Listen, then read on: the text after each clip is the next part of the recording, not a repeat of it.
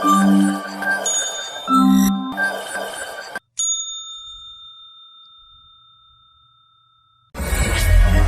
dəyərli izləyicilər. Bakı Cobsazın İşdən Söhbət podkastının növbəti buraxılışı ilə qarşınızdayıq. Bu səfər bizim qonağımız Rəvan Zeynalovdur. Rəvan, xoş gördük. Necəsən? Xoş gördük Elvin. Çox sağ ol, minnətdaram. Yaxşı. Şirkət mədəniyyəti ilə bağlı danışacağıq. Şirkət mədəniyyəti nədir? Burada olan real hekayələr, təcrübələrdən danışacağıq. Şirkət mədəniyyəti insan resursları strategiyasının qurulmasında əsas özünü oynayır. Yəni şirkət mədəniyyəti mən deyərdim ki, biznesin əsas strategiyası əsasında yaranır və oradan artıq insan resursunu biz necə idarə edəcəyik, həmin mədəniyyətə uyğun edirik bunu. Mən elə düşünürəm. Ancaq burada bir neçə sualım var ki, o sualları keçməmişdən öncə istəyərdim ki, ilk sualımla başlayım. Ənənəvi sualımız var bizim. Rəvan Zeynalov kimdir? Bu sualı cavablandırmaq üçün səni ünvanlayacağam. İlk növbədə bu layihə üçün və bu podkastları çəkilişini izləyən bir vətəndaş olaraq deyim. Çox uğurlu bir layihədir. Bunun üçün də təbrik edirəm. Sizə uğurlar arzu edirəm. 2011-ci ildən insan resurslarında fəaliyyət göstərən, öz fəaliyyətini səbir, təmkin, analitik bir strategiya yolunda quran bir insan resursları üzrə mütəxəssis, mentor və təlimçi. Paraleldə də fəaliyyətimizdə də konsultasiya xidmətləri var, öz işlərimizdən bərabər. Şad oldum Rəvan. Şad oldum deyərkən, yəni əvvəldən mən onsuz da Rəvanı tanıyıram. Uzun müddət Rəvanla birlikdə işləmə imkanımız olub bizim. Rəvan, mövzumuza sənin icazənlə keçmək istəyərdim. Birinci sualımızı belə vermək istəyirəm ki, şirkət mədəniyyəti nədir, necə yaradıla bilər? Ümumiyyətlə, sənin baxış açından şirkət mədəniyyəti nədir? Şirkət mədəniyyəti girişdə dediyindən nisbətən bir fərqli prosesdir. Mən düşünürəm ki, şirkət mədəniyyəti yazı deyil, pozu deyil, sənət deyil. Şirkət mədəniyyəti heç bir yerdə yazılmayan, amma işçilərin, komandanın, o şirkətin davranışlarının bir məcmusudur. Şirkət mədəniyyəti müxtəlif şirkətlərə baxsaq, ilk növbədə diqqətimizi çəkən və axtardığımız halda, işə götürən olaraq axtardığımız halda mədəniyyəti diqqətimizi çəkən bir stratejik və böyük bir pəncərədə bir ailənin içərisidir. Belə də aça bilərik bunu ki, şirkət mədəniyyəti yazılmır. Şirkət mədəniyyəti uzun müddət təcrübə ilə, davranışlarla, oradakı baş verən hadisələrlə formalaşır və sonunda bir mədəniyyət forması əmələ gətirir. Ümumiyyətlə, şirkət mədəniyyətinin bir kök olaraq baxsaq, Peter Drucker'ın bir dialoqu, bir sitatı var bununla bağlı ki, mədəniyyət strategiyanı səhər yeməyində yeyir. Bu bayaqlar ilk dediyinə bir cavab olaraq gəlsin ki, strategiya yazılsa da, çizilsə də, amma düzgün mədəniyyət olmayan şirkətlər o strategiyanı heç vaxt reallaşdıra bilmir. Ancaq sözü kəsirəm, ancaq mən nəyə görə o sözü dedim? Çünki biznesin strategiyası, deyək ki, biznes var. Bu biznesin əsas məqsədi gəlir gətirməkdir, yəni gəlir qazanmasıdır. Əgər bunun strategiyasında kimisə dolandırmaq və yaxud da hansısa bir kənar yollarla pul qazanmaq dayanıbsa, misal üçün, yəni ən pis nümunəni çəkirəm. Bunlar dayanıbsa, şirkətin strategiyası artıq o yöndə formalaşacaq və mədəniyyət də o tipli olacaq ki, hansı ki, insan götürəcəyi işçilər də, işləyəcəyi işçilər də həmin strategiya uyğun artıq işə qəbul olmalı. Yəni mədəniyyətin əsasında insan resursları strategiyası yaranır, mədəniyyət özü isə biznesin strategiyası əsasında yaranır. O mənada mən nəzərdə tuturdum. Belə bir misal var. Uğurlu mədəniyyət var, uğursuz mədəniyyət var. Lorodidə desək, pis və ya yaxşı var. Pis mədəniyyətlər, uğursuz mədəniyyətlər dediyiniz misalın əhatəsindədir. Amma yaxşı bizim müzakirəmiz və çatdırmaq istədiyimiz də yaxşı şirkət mədəniyyətlərindən söhbət gedir. Düzdür, burada belə bir məsələ var.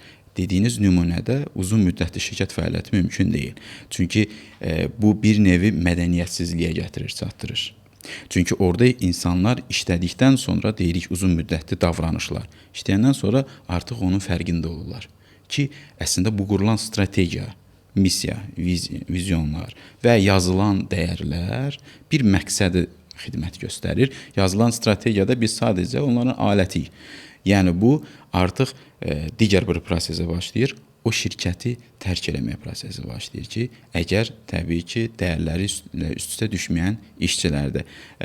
Biz onu nümunə şəklində görsək də, kiçik şirkətlərdə və bəzi uğursuz şirkətlərdə görsək də, kök səbəbi məhz şirkətin dediyiniz mədəniyyətində olan boşluqlardan irəli gəlir, hansı ki, strategiyada reallaşa bilmir. Bir müddətdən sonra yolun yarısında bir strategiyadakı 3, 5, 10, 15 il və yaxud 50 illik bir strategiyası onun böyük bir nəyin şirkətlərdən söhbət gedirsə, bir yerdən sonra oradakı işçi, hansı ki, strateji iş dövrlərdə onların üzərində fokuslanmışdırsa, artıq o işçilər olmur. Yəni, nəticədə strategiya reallaşmır. Bəs mədəniyyət bayaqları dedin ki, yazılı qaydalar deyil. Ümumi yanaşma necədir? Yəni qaydalarla mədəniyyəti formalaşdırmaq olar, yoxsa insanların davranışı ilə bu formalaşır? Məsələn, şirkətdə bir prosedurlar olur, metodikalar, standartlar olur ki, işin hansısa axışda getməsini tənzimləyir həmin prosesdə və ona uyğun da mənim düşüncəmə görə mədəniyyət ona uyğun formalaşır. Yəni o prosedurmu mədəniyyəti formalaşdıran, yoxsa şirkətdə olan işçilərdir onu yaradan və yaxud da şirkətə təzə gələn yeni nəfəslər deyirik də, o yeni gələn nəfəslər şirkətin mədəniyyətinə bir yön verə bilir ki, mədəniyyət necə formalaşsın? Ümumiyyətlə baxsaq, şirkətin mədəniyyəti formalaşma iki yerə bölsək, biraz ümumiləşdirsək, bir nəzəri addımlar var, bir də praktik addımlar var. Nəzəri addımlar dediyiniz dəyərlər, missiya, vizyon, strategiya və s. və qaydalar, nizam-intizam və s. tərkibində bir formaya salınır. Amma baxsaq, praktiki tərəfdə şirkət mədəniyyətinin kökü dayanır. Orada liderin davranışından tutmuş, işçilərin davranışına qədər, hətta biz kənardan soruşanda oranın əməkdaşına belə bizə belə bir cavab verir ki, sizdə bu necədir? Sizdə bu elə olanda necə edirlər? Və yaxud da o necə oldu? Və yaxud da ən pis halda sizdə nə baş verdi? Sənə necə bu səhv eləyəndə sənə necə reaksiyalar verdi və s. Bunlar heç bir qaydalarda yazılmır. Ona görə də qaydalar, sualınıza gəlsək, qaydalar bir mədəniyyəti sadəcə bir çərçivəsidir. Amma bunu da qəbul etmək lazımdır ki, qaydalar nə qədər çoxdursa, mədəniyyət o qədər geri planda qalır və mədəniyyət getdikcə çökməyə məruz qalır. Yəni, prosedurlar çoxaldıqca, məhdudiyyətlər çoxaldıqca və ya bir konkret bir yol üzrə addımlar üçün bir sənədləşdirildikcə, artıq mədəniyyətdə bir fokuslanma dəyişir, daralır və getdikcə də mədəniyyətdə dəyişməyə məcbur qalır. Biz belə deyə bilərik ki, qaydalar əslində çərçivə şəklində mədəniyyətimizi qorumağa xidmət göstərir. Amma bu qaydalar iki istiqamətli ola bilər. Bizim məqsədimiz istiqamət verməkdirsə, qaydalar uğurlu nəticə verəcək bizə. Yox, əgər orada bir məhdudiyyət, bir çərçivəyə salınmaqdırsa, qısıtlanmaqdırsa, Loreldə desək, artıq bir yerdən sonra qaydalar ya işləməyəcək və işləyənlər artıq orada işləməyəcəklər. Yəni, ümumiyyətlə belə baxdığımız halda peşəkar işçi qalmayacaq onda. Bəli. Düşünün özünüzü, sizə hər dəfə bir qayda verirlər. Yazırlar ki, Elvin, bundan sonra bu işi görəcəksən və yaxud da mənə deyəcəklər ki, bundan sonra bu prosedur belə gedəcək, belə gedəcək, belə gedəcək və ilk və hər kəsin də eşitdiyi bir söz var, gündə bir qayda çıxardırsınız. Gündə bir qayda çıxmış olacaq və nəticədə o mədəniyyət gündə bir qayda çıxardan mədəniyyətə çevriləcək. O qaydalar da hər kəsin dəyərlərinin üstə düşmədiyinə görə bir yerdən sonra ya icra olunmayacaq, cəzalar artıracaq, neqativ proseslər başlayacaq, bir məqsədimiz, bir vizyonumuzun qısıtlamasına gəlib çatacaq və ya o sadəcə kağız üzərində qalacaq. Bəs bəlkə o dəyərlərə uyğun olan adamları şirkətə götürmək lazımdır. Burada belə bir məsələ var. Uğurlu şirkət mədəniyyətinin kökü oradan başlayır. Mədəniyyətimizə uyğun olan işçiləri tapmağı bacarmaq ən böyük uğurdur deyərəm. Çünki ilk növbədə işçini götürəndə biliklərini, hard, soft skilllərinə baxdığımız halda paraleldə bir HR-ın bir funksiyası da var ki, bizim şirkətin mədəniyyətə nə qədər uyğun namizəddir o. Ola bilər ki, hardda bir zəifləmə var, soft inkişaf eləyə biləcəyimiz bir hissələr var, lakin bir mədəniyyətimizə uyğunluğu yoxdur. Məsələn, misal bir çəkək, biz misal olaraq dünyanın məşhur şirkətlərindən birindən misal çəksək, Zappos şirkəti var. Hansı ki, sonradan Amazon aldı. 1999-dan fəaliyyət göstərən ayaqqabı şirkəti, satışla məşğul olan ayaqqabı, tekstil və aksesuar satan bir şirkət olub. Çox maraqlı bir adəti var və şirkət mədəniyyəti artıq çox bir şirkətlərə nümunədir. Necədir? Yeni işçi işə götürürlər. Bir müddətdən sonra yeni işçiyə bir təklif edirlər. Əgər razı deyilsənsə buradan $2000 götür, gedə bilərsən. Yəni işçini ilk dövrdən belə emal eləyir ki, bizə nə qədər uyğundur. Sadiqdir, layaldır. Nə qədər onun dəyərlərinə, çünki bizim götürdüyümüz dəyərləri olan bir şəxs daxı. Eyni zamanda bizim şirkətimizdə dəyərləri var və mədəniyyətimizə uyğunluğunu ölçürük. Həmin adam olsa 2000-ni götürüb gedirsə, onsuz da bu şirkət uyğun deyil. Və ona görə də baxmayaraq ki, kiçik həcmli, böyük, sonradan Amazon keçdikdən sonra daha çox böyük bazar payı aldı, amma dünyada ən çox nümunəsi onların şirkət mədəniyyətinə görədir. Ki, burada hər kəs oturduğu yerdə otağını bəzəyə bilərsən. Heç işləmə, müstəqil nə iş görürsən, o işlə məşğul ol. Lakin belə deyək də, sərbəstlik o qədər genişdir ki, çünki işə götürdüyü halda dəyərli şəxsləri işə götürübsə və şirkət mədəniyyətinə uyğun olanlar sonda məhsul istehsal edirlər və onun nəticəsində uğurla qazana bilirlər. Bəs şirkətdə adaptasiya prosesi var da. Adaptasiya, orientasiya prosesləri var ki, yəni təzə götürülən işçini inteqrasiya eləmək lazımdır. Burada da ilk başlanğıc şirkətin mədəniyyətinə inteqrasiya eləməkdən gəlir. Yəni, uyğun olmayan, əlbəttə ki, tam kontrast olan birini götürməkdən danışmıram. Müəyyən qədər uyğun olacaq birini götürüb inteqrasiya etdirmək necə mümkün deyil ki? Mümkündür. Məhz adaptasiya prosesinin HR-da ayrıca bir bölüm olmanın səbəbi də, kök səbəblərdən biri də odur. Adaptasiyada bəli, biz əksər halda belə deyək də 90 gün deyirik, 3 aylıq bir dövr, amma daha normal olar ki, böyük şirkətlərdə 6 aylıq bir dövrə əhatə etmək daha məqsədli olar. Çünki o adaptasiya bəli, şirkətin mədəniyyətinə uyğunlaşdırmaq üçün, eyni zamanda şirkəti tanımaq üçün paraleldə həmin yeni işçinin də qərar verməsinə kömək göstərir. Adaptasiya məhz işçi işə qəbul olduqdan sonra o şirkətin mədəniyyəti ilə tanışlıq üçün ən gözəl dövrdür. Ya davam eləyəcək, ya da orada da sağollaşıb gedəcək. Yəni bu adaptasiya məhz HR-ın da istifadə elədiyi ən böyük layihələrdən biridir bu prosesdə. İşə bağlılığı bəs mədəniyyət nə dərəcədə artırır? Mən məsələn əvvəllər bir şirkətdə işləmişəm. Orada mənim gördüyüm bir şirkət mədəniyyəti var idi. Yəni şirkət mədəniyyətinin rolundan nəyə görə bu gün ümumiyyətlə şirkət mədəniyyətindən danışmağı seçdim? Çünki çox önəmli bir şeydir. Hansı ki bu maddi faktordan da önəmlidir. Elə işçilər var ki, mənim işlədiyim əvvəlki şirkətdə o nümunəni görmüşdüm. Az maaş alırlar adamlar, ancaq şirkətə o dərəcədə bağlıdırlar ki, və həmin tanıdığım adamlar, hansı ki mən o adamlardan iş öyrənmişdim vaxtı ikən, həmin adamlar hələ də o pozisiyada qalıblar və heç bir yerə getmə fikirləri də yoxdur. Dəyişmirlər də, çünki o şirkətin mədəniyyətinə o qədər sadiqdirlər. Bu şirkətdə o mədəniyyəti necə yaradıblar? Hətta artıq bildir hansı şirkətdən bəlkə nümunə gətirdim. Az büdcə ilə peşəkar adamları işlədir və həmin adamlar halbuki bazara bu dəqiqə çıxsalar və ya bu dəqiqə üçün demirəm, bəlkə vaxtı ikən çıxsaydılar, daha yaxşı maaşlara çıxa bilərdilər, daha yaxşı gəlirlər. Ancaq o şirkət mədəniyyəti onları ora bağlı saxladı. İşçi bağlılığına nə dərəcə təsir göstərir? Yəni işdən çıxışda, işə qəbul tərəfində bildik mədəniyyəti, çıxışda bəs nədir olur? Retention dediyimiz bir metriklərimiz var da. Bu metrikdə də və yaxud da o bağlılığı ölçdüyümüz metriklər var. Məhz ən çox təsir göstərən amil də odur. Şirkətin əgər mədəniyyəti nə qədər uğurludursa, burada şirkət mədəniyyəti rəsmi şəkildə başa düşülməsin. Bayaqlar açıqlama verdiyim kimi, orada davranışlardan söhbət gedir, dialoqlardan, proseslərdən. Artıq o işçi bağlılığını artıran səbəblərdən biri, bəli, kök səbəb şirkət mədəniyyətidir. Eyni təcrübədən mən də keçmişəm və bu gün belə uzun illərdir o müəssisədə çalışma artıq tərk eləmişəm.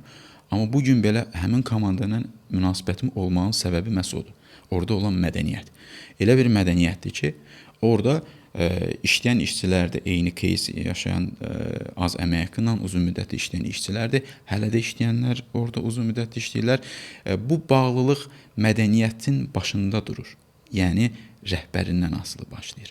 Rəhbər necə davranırsa, necə hərəkət edirsə, şirkətin rəhbəri yoxsa komandanın asılı timlər deyək ki. Burada şirkət mədəniyyətinin zaten başlanğıc tərəfində bir anlayış var ki, rəhbərin mövqeyi, rəhbərin davranışları, rəhbərin reaksiyaları necə olursa, idarə heyətinə o şəkildə ötürülür, idarə heyətindən də timlərinə o şəkildə ötürülür. Harda qırılmalar varsa, əgər belə deyək, iradəsi güclü rəhbərdən söhbət gedirsə və daha pozitiv, obyektiv, uğurlu şirkət əməkdaşlarını düşünən bir rəhbərdən söhbət gedirsə, arada o neqativ belə deyək də dialoqlar, neqativ ötürmələr, hansı ki kommunikasiya qırıqları yavaş-yavaş uzun müddət çəkdikcə aradan çıxır və nəticədə rəhbərin əsl ötürmək istədiyi mədəniyyət və gözlədiyi mədəniyyət işçilərdə olur. Rəvan, onda sən dediyindən belə anlaşılır ki, rəhbərə bağlı olaraq yaranır şirkət mədəniyyəti. Yəni əsas bu patron şirkətləri deyirlər. O tipli şirkətlərdə yəqin ki, elə ola bilər bu. Bəs şirkətdə bu mədəniyyət, məsələn, mənim o çəkdiyim nümunə var idi ki, həmin şirkətdə o mədəniyyət artıq dəyişib, o mədəniyyətdən çox az qalıqları qalıb.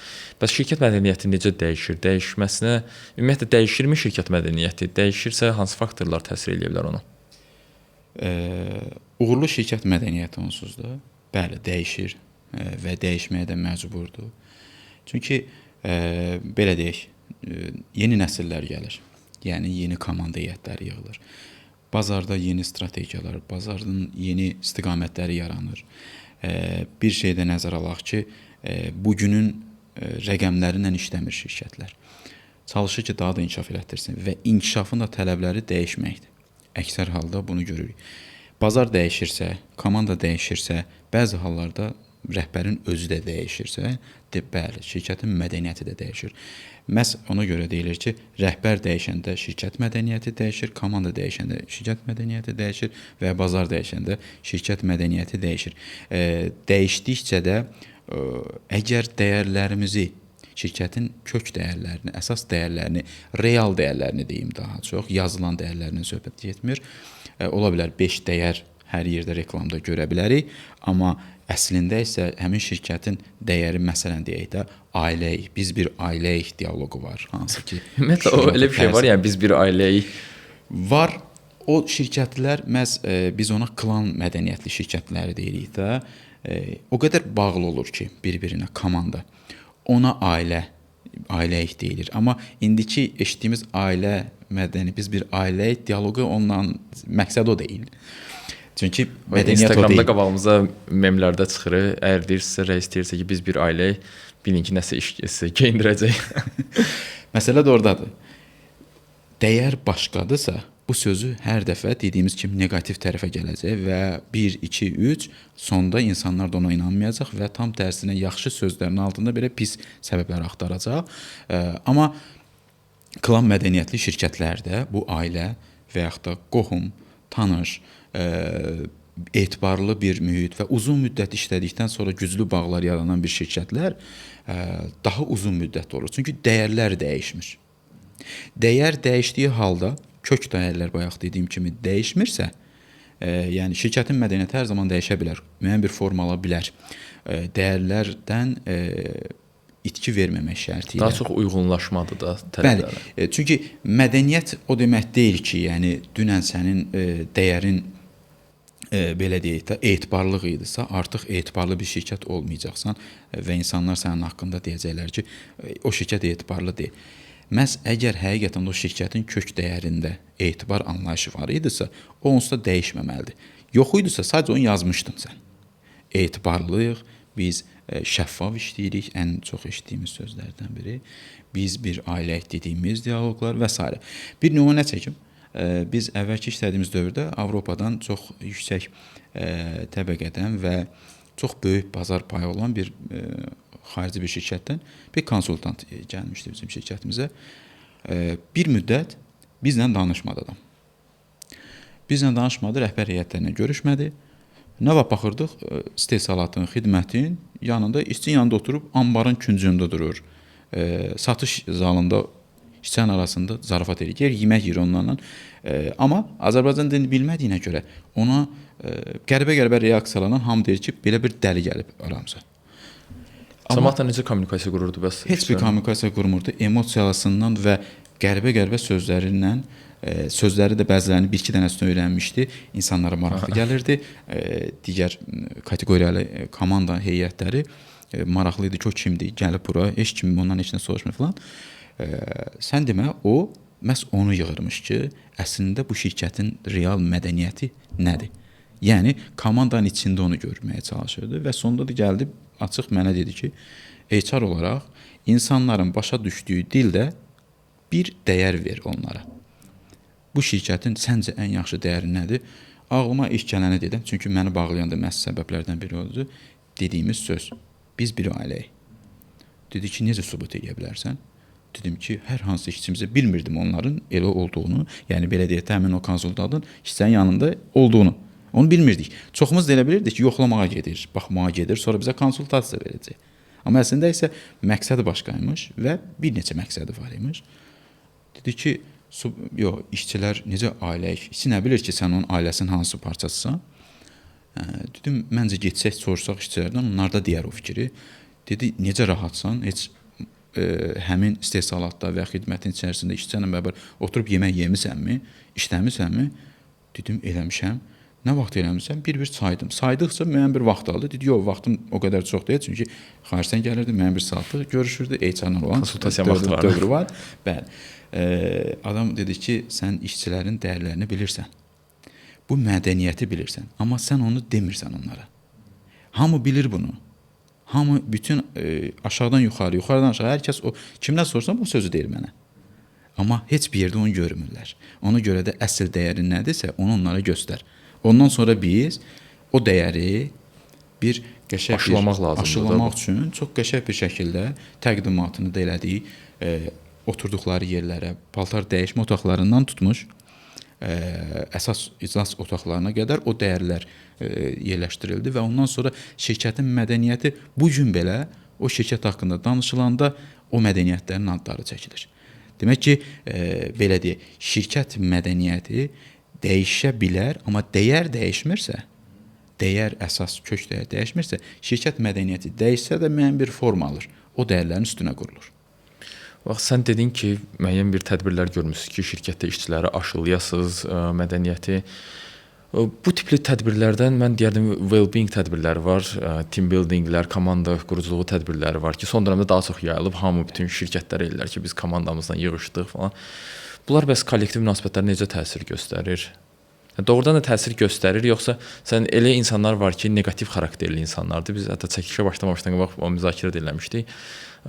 Neqativ xarakterli insanlardır. Elə tədbirlərdə daha pozitiv bir maska geyinib gəlməyə çalışırlar və yaxud da neqativ olanları eliminate olurlar, elənirlər, triklər demiş. Həmin tədbirlərə artıq sonrakılarda iştirak eləmirlər. Bu tipli davam da edə bilir. Doğrudan da rolu varmı mədəniyyətin formalaşdırılmasında? Yoxsa insanların əsl üzünü çıxardır ortaya və yaxud da hamı yalançı bir maska ilə gəlir həmin tədbirlərə? Əslində ilk dövrlərdə özümüz də bu prosesin bir parçası olduğumuza görə, HR olaraq bu əsas qurucusu və təşkilatçısı olduğumuza görə bunu hiss edirik. İlk dövrlərdə bu rəhbərin əgər niyyəti həqiqətən də açıq, təmiz, düzgün, dəstək verici bir istiqamətdədirsə, onda onun istəyi önəmli olur və o həmin team buildinglərdə, hər hansı bir tədbirlərdə və yaxud da ki, komanda quruculuq tədbirləri deyək hamısına bir yerdə. Bu dövrdə rəhbər işçisini tanıyır. Pozitiv baxsaq, bir pozitiv pəncərədən baxsaq, rəhbər işçisini tanıyır, işçi də rəhbəri tanıyır. Məqsəd də məhz odur. Və sonda əsl mədəniyyətin nə şəkildə olduğunu rəhbər də fərqinə varır. İşçinin də fərqinə varır ki, aramızda bir line menecer var. O line menecerin bizə çatdırdığı əslində başqa bir şeymiş. Amma əslində şirkətin rəhbəri, şirkət əslində yolumuz buymuş, niyyətimiz buymuş, strategiyamız buymuş. Biz əslində bir-birimizə çox bağlıyıq. Bizim üçün çox dəyərli hissələr var. Yəni pozitivi də görür və tərsini də görür. Neqativini də görür. Nə qədər də rəhbər və yaxud da ki, komanda müəyyən bir maska çərçivəsində bu tədbirlərdə iştirak eləsə də, necə deyirik? Deyir ki, günün müəyyən saatlarında yemək saatına qədər rəsmi tədbirlərdə hər şey gözəl görünür. Yemək tərzimizdən başlamış, axşam hardasa bir uzun müddət həmin gün qalınacaqsa o tədbirdə, müəyyən saatdan sonra o səslər eşidilir. Əsl üzvləri eşidirik onsuz da. Bu rəhbərin niyyətindən də asılı olub onu öyrənmək istəyə bilər. Dediyimiz neqativ hallar da ola bilər burada. Amma düşünürəm ki, şirkət mədəniyyətində toksik bir şey yaradar da. Bəli. Yəni belə deyək də, bir müddətdən sonra biz bu tədbirləri bəlkə də yaxşı bir məqsədlə eləməyə çalışırıq və yaxud da ki, biz hiss eləmirdik rəhbər neqativ bir məqsədlə eləyirdisə, artıq o tədbirlər olmayacaq və o komandadakı o heyətlər də azala-azala gedəcək ki, onun nümunəsini biz köhnə təcrübələrimizə baxsaq hər zaman görəcəyik. İlk tədbirdə deyək ki, 100 nəfər adam var idi məsələn orada. Sonra o 100 nəfərdir, 100 nəfər də olsa da o 100 nəfər həminki 100 nəfər olmaya bilər. Çünki rəhbər də işçinin real üzünü görür, işçi də rəhbərin real üzünü görür. İkisi də dəyərlərinə və yaxud da şirkətin mədəniyyətinə uyğunluğundan kənardırsa, artıq komandadan dəyişir və çıxır. Məhz belə deyək də, bu tədbirlər bizə kömək eləsə də, amma əgər kök olaraq dəyərlərimizdəki problem varsa, onu da orada göstərir. Bu biraz mənə görə də bir riskli addımlardan biridir. Yaxşıdır, çox alqışa layiq, yəni təqdirə layiq bir prosesdir. Bunu sevə-sevə HR olaraq biz hər zaman da icra edirik, bütün işlədiyimiz müəssisələrdə də bunu icra eləmişik. Amma hər zaman da rəhbərə bir şuuraltı da olsa bir mesaj olaraq çatdırmışıq ki, yəni mən hər zaman ondan istifadə eləmişəm ki, ya belə olsa nə olacaq, ya belə olsa nə olacaq. Hiss eləyəndə ki, həqiqətən rəhbərin niyyəti burada daha uyğurludur, obyektivdir və pozitiv baxır bu prosesə və ona belə deyək də, rəhbərindən, işçini rəhbərindən eşitmək istəmir. Özlərindən görmək istəyir, özlərindən eşitmək istəyir. Bu çox yaxşı bir şeydir. Aradakı bürokratik əngəlləri sındıra bilir və nəticədə əsl üzümüzü, dəyərlərimizi, olanımızı, olmayanımızı görmə imkanı verir. Çatdırırıq. Əgər elədirsə, davam edirik o prosesə. Elə olmursa, biz də bir şuuraltı deyirik ki, riskləri deyirik və maksimum fikirlə yayındırmağa çalışırıq. Olsa da icra eləmiş oluruq yəni nəticədə. O zaman belə yekunlaşdıraq ki, bu team building tədbirləri, quruculuq tədbirləri komandanı doğrudan da daha da möhkəm, müsbət yanaşılırsa, daha da komandanı adından göründüyü kimi qurmağa yönəlmiş bir tədbir olur. Bəs bir sual da verim ki, ideal korporativ mədəniyyət deyəndə ağlına nə gəlir? Yəni bir xəyal quraq da burada ideal iş mühiti, ideal mədəniyyət deyəndə şirkət mədəniyyəti necə bir şey canlandırarsan bizim üçün? Mən təcrübə olaraq uzun müddət işçilərlə kontaktda olmağı, bayaqlar girişdə də bəzi hissələr dedim, çox sevmişəm. İnsan yönümlü insan amilini həmişə özümə yəni bir yol seçmişəm. Ona görə də durmadan insanımızla, yəni komandamızla, işçilərlə heç bir əlaqəsi olmayan, HR olaraq bu bizim funksiyamızın əsas tərkib hissəsidir. Hər zaman müxtəlif mühitlərdə danışmışam. Və indiyənə qədər qənaətimə gəlsək, bir təsəvvür eləsək ki, o mühiti bəlkə də deyərik, yaşamışıqmı, yaşayacaqmı, bunu gələcək göstərəcək. Mənə elə gəlir ki, yaxşı, ən uğurlu, ən ideal şirkət mədəniyyəti insanın özünə dəyər verildiyini hiss elədiyi mədəniyyətdir. İstənilən bir işçini bugün dindirsək və sabah da bu olacaq çox ehtimal, təcrübə də onu deyir ki, İnsanlar dəyər verilməyi sevirlər. Onu bəlkə də rəhbər dəyər verir. Ona gedib o siqnal gedib çatmırsa, o kommunikasiya qırıqlığı yaşayırsa, o dəyərsiz özünü hesab elədiyinə görə bir müddətdən sonra şirkətdən qaçır. İki cür anlayış var da. Biri var şirkətdən çıxasan, bu normal bir haldır, bir turnover və yaxud da ki, ehtiyaclardır, daha uğurlu karyera və s. Bu bir təbii bir prosesdir. Amma bir də var şirkət mədəniyyətinə görə şirkətdən qaçmaq. İlk fürsətdə sənə dəyər verildiyini hiss eləmədiyin halda birinci avtomatik qulağın kənarda olur, gözün kənarda olur. Ki, burada mənə dəyər vermirlər. Bu dəyər ailədən də başlayır. Bu dəyər münasibətlərdən də başlayır. Bu dəyər iş mühitimizdə də başlayır və yaxud da bu dəyəri yaşlılarımızdan da soruşaq, gənclərimizdən soruşaq, hər zaman özünə dəyəri önəmli tuturlar. Və mənə görə də ideal şirkət mədəniyyəti işçinin fikirlərinə dəstək verən, onun yanında olduğunu hiss elətdirən, təkliflərinə açıq olan, biz belə deyirik də, mədəniyyətlərdə, şirkət mədəniyyətlərində açıq qapı mədəniyyəti də var da. Rəhbərlərin qapıları əgər açıqdırsa onların üstünə, onların özünü inkişafına şərait yaradan bir şirkətdən söhbət gedirsə, yəni nəticə bu pəncərə onlara dəyər verdiyini hiss elətdirirsə, o mənə görə də ideal şirkət mədəniyyətidir. Rəvan, sonda bir sualımı da ünvanlayım. Bütün bu danışdıqlarımızın hamısının bir məzmunsu kimi, çünki bizi daha çox izləyən gənc gənclər olan bir auditoriyadır. Gənclərə şirkət mədəniyyətinə daha hakim ola bilmələri üçün iş axtarışında, karyera inkişaflarında yararlı ola biləcək hansı tövsiyələr deyim, məsləhətlər verə bilərsən? Müasir dövrün gəncləri çox fərqlidir. Təbii ki, biz də gənc əgər hesab olunuruqsa, nəsil bayaqlar dediyim kimi şirkət mədəniyyətləri nəsil dəyişəndə də dəyişir. Tövsiyəm daha çox 3 əsas tövsiyəm ola bilər.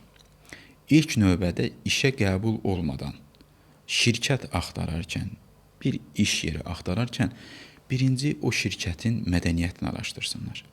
Bunu necə araşdıra bilərlər? Bəzi toollar da verək. Sosial şəbəkədə olan vəziyyətini, danışıqlarını, dialoqlarını, aktlarında olan kommentləri izləmək olar. Orada işləyən hər hansı bir şəxsdən o şirkət haqqında soruşmaq olar və ya o şirkətin indiyənə qədər tarix boyu atdığı addımlarını analiz eləməklə bir şirkət mədəniyyəti anlayışı formalaşacaq. Ondan sonra ikinci bir təklifim yaranacaq burada ki, deyək ki, araşdırdıq şirkətin mədəniyyətini, çox gözəl bir şirkətdir və biz düşünürük ki, uğurlu bir şirkət mədəniyyəti var. Biz orada gedib işləyə bilərik. İkinci addım nədir? Əvvəlcə özümüzə dönük addım atmalıyıq. Necə? Bizim dəyərlərimizi dəqiqləşdirməyimiz lazım ki, mənim nə dəyərim var? Mənim dəyərlərim nədir? Mənim üçün önəmli olan dəyər nədir? Bunu dəqiqləşdirəndən sonra müraciət elədiyim şirkətin də dəyərlərini qarşılaşdırmalıyıq. Artıq o dəyərlərin əsasında formalaşmış şirkət mədəniyyəti bizim dəyərlərimizə uyğundursa, ondan sonra orada işə qəbul olaq. Burada digər bir tərəf də var. Üçüncü tərəfində deyim ki, şirkət mədəniyyətini işlədik, deyək ki, heç bir yerdən tapa bilmədik. Amma təbii olaraq nədir? Biz tələbə vaxtında yaşamışdıq.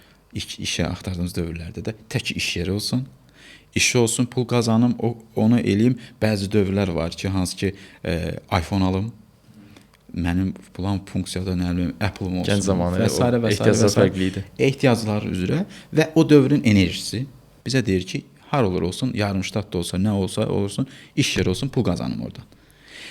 Bu dövr olur. Olmağı da normaldır. Zaten təcrübə ilə insan yaşayır. Təcrübə verir adama həmin dövr. Amma deyək ki, bir şirkətə girdik. Elə bir imkanımız da yoxdur və yaxud da ki, biz görürük ki, bizə uyğun şirkət gördük da, şirkətin adına görə işə müraciət eləməsinlər. Onun mədəniyyətinə görə müraciət eləsinlər və oraya işə qəbul olublarsa, bir müddət əmin olsunlar, onu analiz eləsinlər, yoxlasınlar ki, mən bu şirkətin mədəniyyətinə nə qədər mənim dəyərlərim üst-üstə düşür, yəni ya məndə negativ tərəflər varsa, onları düzəltməliyəm, ya da ki, heç uyğun deyilmə, sərhədlərimə toxunan bir tərəf varsa, artıq oranı tərk eləməliyəm. Amma digər bir tərəfi var ki, bunun tövsiyəm yeni gənclərə, ümumiyyətlə gənc dediyimiz komandalara, yeni nəsillərə budur ki, çalışın şirkətin mədəniyyətini öyrənin. Çünki şirkətin işləyiriksə, demək ki, bu uzun müddətli bayaqlar dediyimiz kimi bir dövrün, təcrübənin, davranışların, idarə etmənin, strategiyanın, dəyərlərin, missiyadan yaranmış bir mədəniyyət var. Amma biz isə yeniyik. Biz ona çalışıb özümüzü uyğunlaşdırmalıyıq. Təbii ki, sərhədlərimiz çərçivəsində düşünürüksə ki, mən heç vaxt bu işi eləmərəm və bu şəkildə mən işləyə bilmərəm, əminliklə deyə biliriksə və bunu həm içdən, həm qəlbən və həm təfəkkür olaraq da qəbul eləmirəmsə, o artıq yeni bir yolun göstəricisidir. Artıq paraleldə bu işlə və işimizi normal şəkildə görməklə normal şirkət mədəniyyətlərə uyğun olan yerlərə axtarmalıyıq.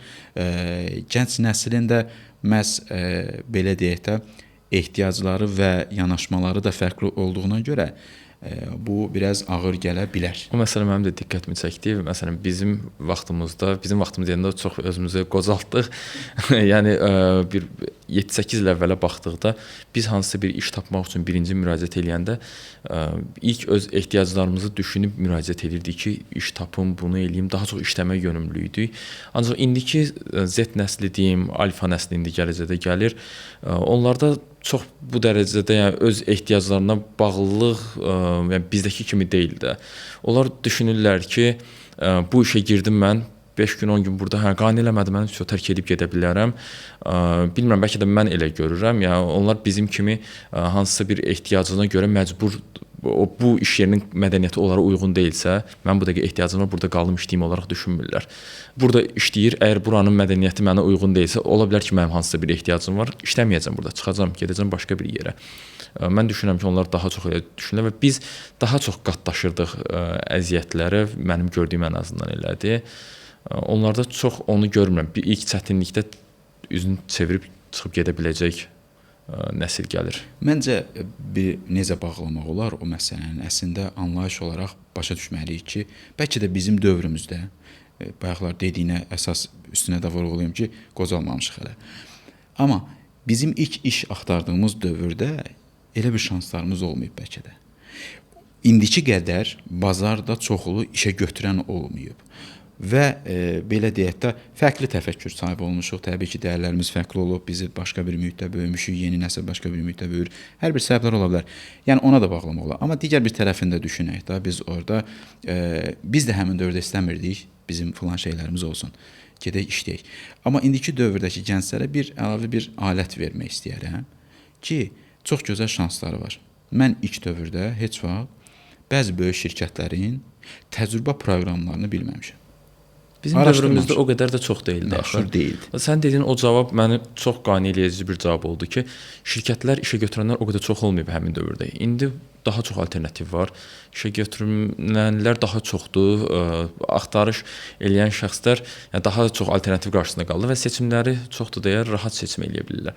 Bizim dövrümüz yenə də elə canlanır ki, bizim dövrümüz daha əvvəlki illərdir. Yəni 10 il əvvələ baxdıqda şirkətlər o qədər çox deyildi və yaxud da bir neçə şirkətin əlində cəmlənmişdi bazar, seçimlər çox deyildi. Ona görə o seçimlərimiz də çox olmadığına görə məcbur olub öz dəyərlərimizi nəyəsə qurban verirdik, ehtiyaclarımıza. Daha çox ikinci planda saxlayırdıq. Mən bir alət olan hissəsini bir qeyd edeyim ki, təcrübə proqramı və yaxud da ki, hardasa imkanları tələbə dövründə indiki gənclərin, belə deyək də, bakalavr təhsili, ali təhsili və orta təhsil fərqi yoxdur. Nə qədər çox şansları var, mən indiki dövrdə görüb bir nevi çox qürur duyuram. Və bir də keşke deyirəm. Ən sevmədiyim sözlərdən biri odur, kəşki demək. Amma deməli oluram o hissədə, çünki reallıqdır. Həmin dövrdə bu imkanların hər zaman o gənclərə də, yeni götürdüklərimizə də onu hər zaman ötürürəm. Ki, yoldaşlar, kaş ki mənim dövrümdə sizin kimi imkanlarımız olduğunu fərqində olsaydım. Və mən o təcrübə dövründə bayaqlar dediyimiz belə yol, istiqamət ki, şirkətin mədəniyyətini daha yaxşı tanıya bilərdim. Gedərdim təcrübəyə, işləyərdim orada bir müddət, görərdim orada nə var, nə yoxdur. Onun qədər açıq pəncərə yoxdur. Biz ilk dövrlərdə düşünürdük ki, elə bir şey mümkün deyil.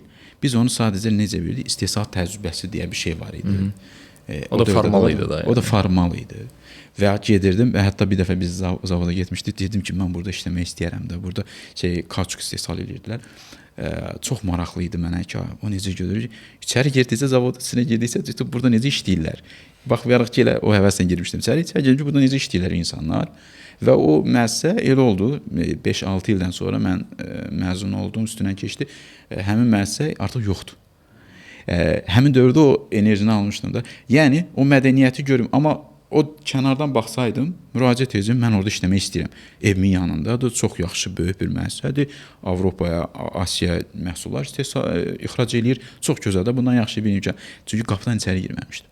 Təcrübə də ona imkan verir ki, qapıdan içəri girirsən, şirkətin əsl mədəniyyətini, əsl dəyərlərini görürsən, sənə uyğunsa sonradan müraciət edirsən. Hansı ki, bitirəndən sonra çox rahat şəkildə artıq belə də qarşında seçimlər olur və müraciət edə bilirsən. Gəl 2011-də mən insan resursları üzrə bir həyat yolum var idi. Bu yolun məqsədlərindən birini düşünürəm ki, reallaşdırmışam. Hər zaman düşünürdüm ki, mən insanlara necə kömək edə bilərəm. O dövrdə, mən tələbəlik dövründə hər zaman o məqsəddir və o yolda bir addımlar atmışam. Nacizanə desək ki, insanlara maksimum kömək eləməyə çalışmışam. Müxtəlif, bacardığım qədər. Amma düşünürdüm ki, bunu bir vəzifəyə, bir işə, bir peşəyə necə gətirə bilərəm? Sonradan HR-ı araşdırandan sonra gördüm ki, əsl mənim yolum bu yol ola bilər. Və gələndə birinci mənim işə götürən mənə sualı məhz elə vermişdi.